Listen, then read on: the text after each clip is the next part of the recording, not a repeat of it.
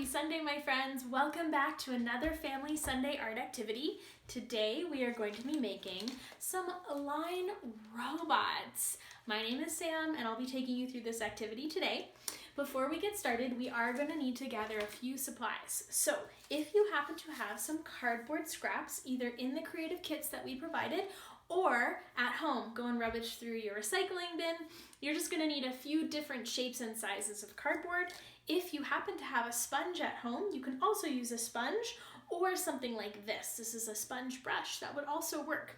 Now, some interesting things we're going to add. This is the top of a glue stick. So the top of a glue stick is going to help us make some lovely circle shapes, and that's a great thing to add. If you don't have a glue stick, that's okay. You can actually take the lid of a marker, and I'll show you the lid of a marker also.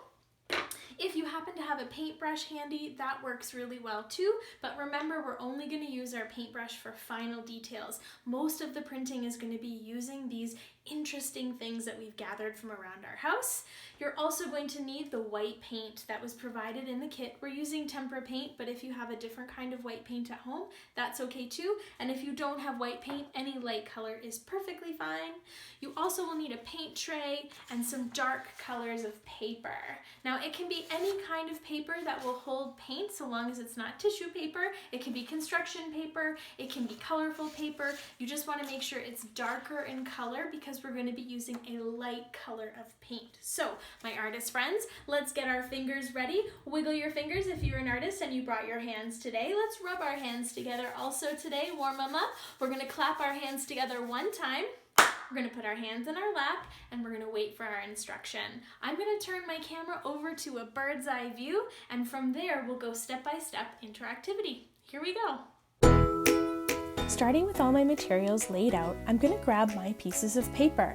Now again, we want to make sure that we are using dark colors of paper. Any light colors of paper that you might have, like yellow, just go ahead and set it to the side for another day. I'm choosing purple today. I also need a paint tray with a flat surface. This is going to be really important. I need some white paint or any type of tempera light colored paint. I'm going to pop off the lid of my glue stick and just use the lid as a tool. I have a couple scrap pieces of my cardboard. I have a pair of scissors in case I need to adjust them or make them smaller. In this case, I'm going to make a tiny one too. I have a cloth here just in case I need it, because printmaking can be a little bit messy. First thing I'm going to do is pour some of the white paint into the tray. Now remember, we're going to be using our tools to make these beautiful lines. So let's practice dipping in our tool into our white paint. We're going to go dip, dip, dip, and now we're going to start to print. Now these lines are going to be what make up the awesome robot shapes that we start to create. You can use these lines in any shape, pattern, or form that you want as we start to build these awesome robots.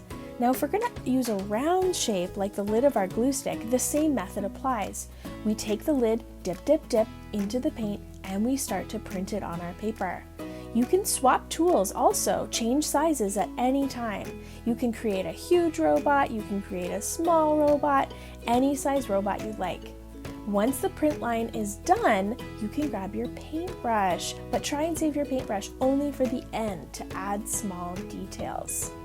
I'm going to use my paintbrush and draw two beautiful little eyeballs on top of my robot. And I think today I'm going to do a mouth, a nice smiley face. And we're going to let it dry. Once this is totally dry, we are done. Those sensational lines. Isn't that so great?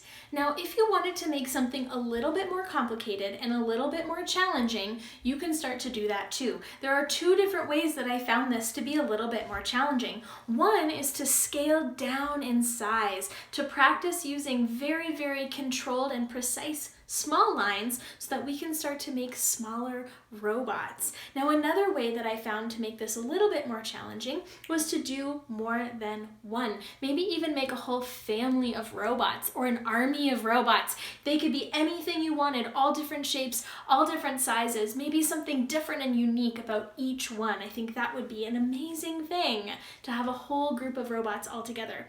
So, dark paper, line printing, and little tiny details to finish up for eyelashes or smiles, even maybe some pupils, that kind of thing. And there you have it.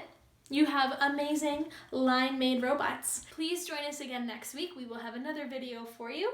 Go online, check out the website. We have all the activities listed, and there's even a link there that you can download step-by-step instructions written down if that's more your speed. Thank you so much, and we'll see you next week. Bye!